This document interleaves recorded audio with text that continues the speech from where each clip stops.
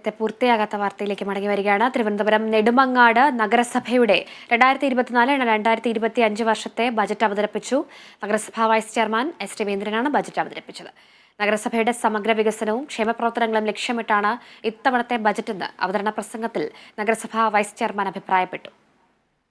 പൊതുജനങ്ങൾക്ക് കൂടുതൽ അടിസ്ഥാന സൗകര്യങ്ങൾ ഏർപ്പെടുത്തുന്നതിന് ലഭ്യമായ വിഭവങ്ങൾ പരമാവധി ഉപയോഗിച്ചുകൊണ്ടാണ് ബജറ്റ് തയ്യാറാക്കിയത്. 2023-24 വാർഷിക ബജറ്റിൽ പ്രഖ്യാപിക്കപ്പെട്ട 62 പദ്ധതികളിൽ 52 പദ്ധതികളും ബജറ്റ് പ്രസംഗത്തിൽ നഗരസഭാ വൈസ് ചെയർമാൻ എസ് രവീന്ദ്രൻ പറഞ്ഞു.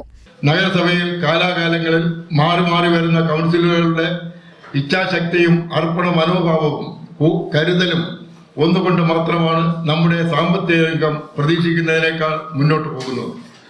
റവന്യൂ വരവിനേക്കാൾ കുറഞ്ഞ റവന്യൂ ചെലവ്, വരവും ചെലവും തമ്മിലുള്ള സന്തുലിതാവസ്ഥ, റവന്യൂ ചെലവിൽ മാന്ദ്യം വരാതെ മൂലധന ചെലവിൽ വരുന്ന വർധനവ് എന്നിവയാണ് നഗരസഭയുടെ ശക്തമായ ധനകാര്യ മാനേജ്മെന്റിന്റെ അടിസ്ഥാനം.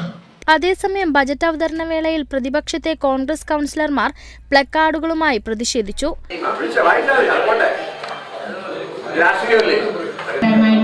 അതുപോലെ അടിസ്ഥാന സൗകര്യങ്ങളുടെ കാര്യങ്ങളിലും ഒട്ടനവധി കാര്യങ്ങൾ നഗരസഭയ്ക്ക്